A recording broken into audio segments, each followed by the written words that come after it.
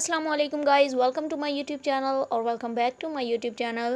So today we discuss the very important concept and the very important book start the welfare economics of public policy. And in this book we discussed a lot of graphs and their explanation and a lot of theory about economics, and this theory is very important for all economics student. So anyway, if you guys are new in my channel, then subscribe my channel, and if you have already subscribed my channel, then like, share and comment on my video. So we start our concept or our topic, what is general equilibrium and welfare economy. इस book में basically हम positive normative economics first chapter में discuss करेंगे। उसके बाद हमारा जो आज लेक्चर देने का मकसद है वो बेसिकली एजवर्थ बोले बॉक्स डायग्राम को डिस्कस करना है। तो एजवर्थ बोले बॉक्स डायग्राम को डिस्कस करने से पहले कुछ कंसेप्ट हैं जो आपके क्लियर होना ज़रूरी है ताकि आपको ईजिली वो डायग्राम अंडरस्टैंड हो सके। सो एनीवे, हमारा पहला कंसेप्ट क्या है? Welfare economics. वेलफेयर इकोनॉमिक्स होती क्या है? Basically the welfare economics focus on using resources optimality to achieve the maximum well-being for the individual in society। कि बेसिकली वेलफेयर इकोनॉमिक्स का मेन पर्पस क्या होता है कि सोसाइटी के जो लोग हैं उनको मैक्सिमम वेल-बीइंग देना, इकॉनमी के रिसोर्सेज को यूटिलाइज करते हुए। हमारा नेक्स्ट क्वेश्चन क्या है कि what is equilibrium. Equilibrium is basically there is no tendency to change, means that जहाँ पर कोई फर्दर चेंज पॉसिबल ना हो उस जगह को हम इक्विलिब्रियम कहते हैं। फॉर एग्जांपल, डिमांड जब इक्वल हो जाती है सप्लाई के तो इस कंडीशन को हम इक्विलिब्रियम कहते हैं। Types of equilibrium, basically 4 types of equilibrium है। इस सारे पैराग्राफ में यही चीज़ डिस्कस है, तो इसलिए आप साथ साथ नोट डाउन करते जाएँ। टाइप्स ऑफ इक्विलिब्रियम स्टेबल आ जाता है, अनस्टेबल, जनरल एंड पार्शियल। अब यहाँ पर जनरल और पार्शियल का वर्ड यूज़ हुआ है कि पार्शियल इक्विलिब्रियम में one segment of the economy होती है, लेकिन जनरल में मोर देन वन होता है। अब मार्केट की अगर बात आ गई है तो हमें पता होना चाहिए कि कितनी टाइप्स की मार्केट होती हैं। There are 4 types of market. First is labour, goods market, labour market, money market and bond market. So यहाँ पर एक और बहुत ही इंपॉर्टेंट एमसीक्यूज़ और बहुत ही अमेजिंग लाइन है कि welfare concern with normative economics. के वेलफेयर इकॉनमी किससे कंसर्न करती है? नॉर्मेटिव इकोनॉमिक्स से। और बेसिकली अब हम ब्रांचेज ऑफ इकोनॉमिक्स को डिस्कस कर लेते हैं, पॉजिटिव वर्सेस नॉर्मेटिव इकोनॉमिक्स।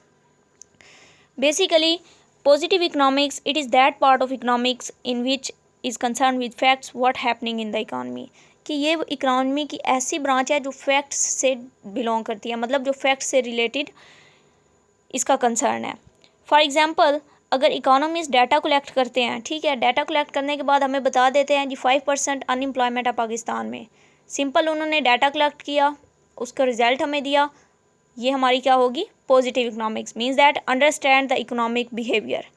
लेकिन अगर बात की जाए नॉर्मेटिव इकोनॉमिक्स में, तो नॉर्मेटिव और पॉजिटिव इकोनॉमिक्स का सबसे बड़ा डिफरेंस ये है कि नॉर्मेटिव इकोनॉमिक्स में इकोनॉमिस्ट सजेशन देते हैं। For example, economist data collect करते हैं, उसके बाद उस पर फार्मूला अप्लाई करके उसका रिजल्ट देते हैं कि 5% अनएम्प्लॉयमेंट है पाकिस्तान में। साथ में ये भी बता देते हैं कि इसको सॉल्व करने के लिए ये टेक्निक यूज़ करनी चाहिए या इसको रिड्यूस होना चाहिए। मीन्स दैट उन्होंने अपना सजेशन दिया, और जब सजेशन इकोनॉमिस्ट देते हैं तो वो हमारी नॉर्मेटिव इकोनॉमिक्स में कन्वर्ट हो जाता है, मतलब हम पॉजिटिव से फिर नॉर्मेटिव इकोनॉमिक्स की तरफ चल जाते हैं। तो उम्मीद है पॉजिटिव और नॉर्मेटिव इकोनॉमिक्स का कंसेप्ट आपको क्लियर हो गया होगा।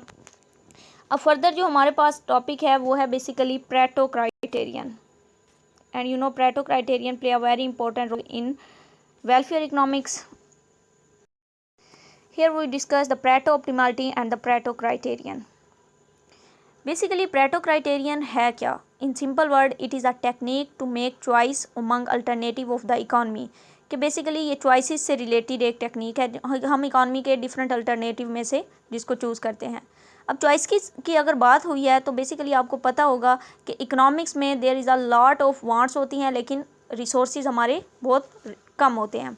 तो बेसिकली हमारी जो वांट्स होती हैं, मतलब हमारी ख्वाहिशात होती हैं, वो लामहदूद होती हैं, जबकि हमारे रिसोर्सेज महदूद होते हैं। तो हमारी जो मेन ख्वाहिशात हैं या मेन ज़रूरियात की चीज़ें हैं उसको हम टॉप पर ले जाते हैं। तो यहाँ पर भी वही बात हो रही है कि प्रेटो क्राइटेरियन में हम अपनी चॉइस बनाते हैं among different alternative of the economy और different state of the economy.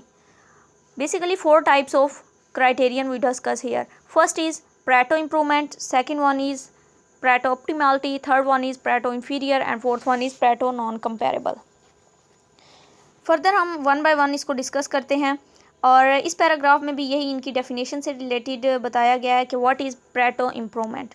First of all, Pareto improvement, for example, in moving from state A to state B, if it is possible to make someone better off without making anyone else worse off, then it is called Pareto improvement. In simple word हम ये कह सकते हैं कि जब किसी एक का फ़ायदा हो रहा हो और नुकसान किसी का ना हो तो इसको हम Pareto इम्प्रूवमेंट कहते हैं।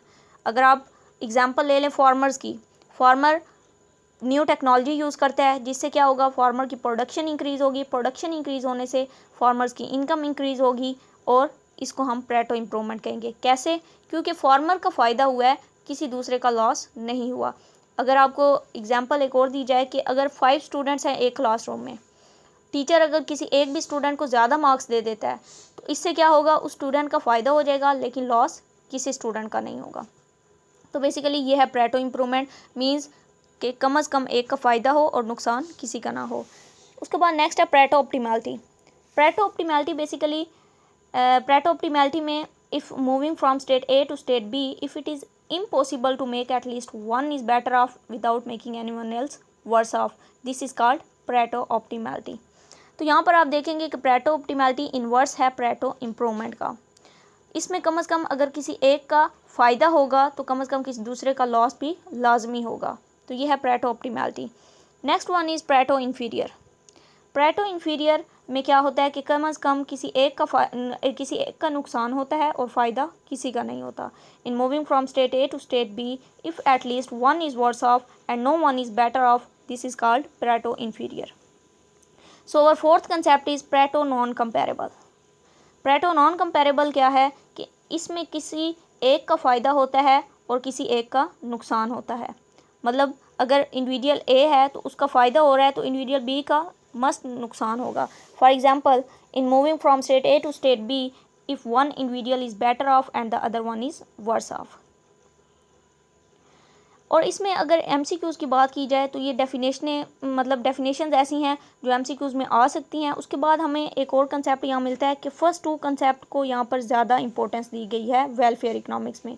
क्यों? क्योंकि वहाँ पर किसी का भी वर्स ऑफ नहीं हो रहा, मतलब अगर हो भी रहा है तो किसी का फ़ायदा हो रहा है।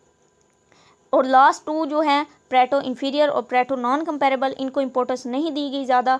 क्यों नहीं दी गई? क्योंकि इसमें लोगों को वर्स ऑफ फेस करना पड़ता है, मतलब नुकसान फेस करना पड़ता है। तो फर्दर अगर हम बात करें कि basically in order to explain the different concept of Pareto criterion and Pareto improvement, inferior, Pareto optimality, we must discuss the Edgeworth-Bolle-Box diagram. Here the Edgeworth-Bolle-Box diagram you see on your screen. So Edgeworth-Bolle-Box diagram को हम 3 cases में discuss करेंगे। First of all pure consumption case में, second is production case में and the third one is product mix case में। तो आज की हमारी जो वीडियो है वो बेसिकली है प्योर कंजप्शन केस की, कि प्योर कंजप्शन केस में Pareto क्राइटेरियन को किस तरह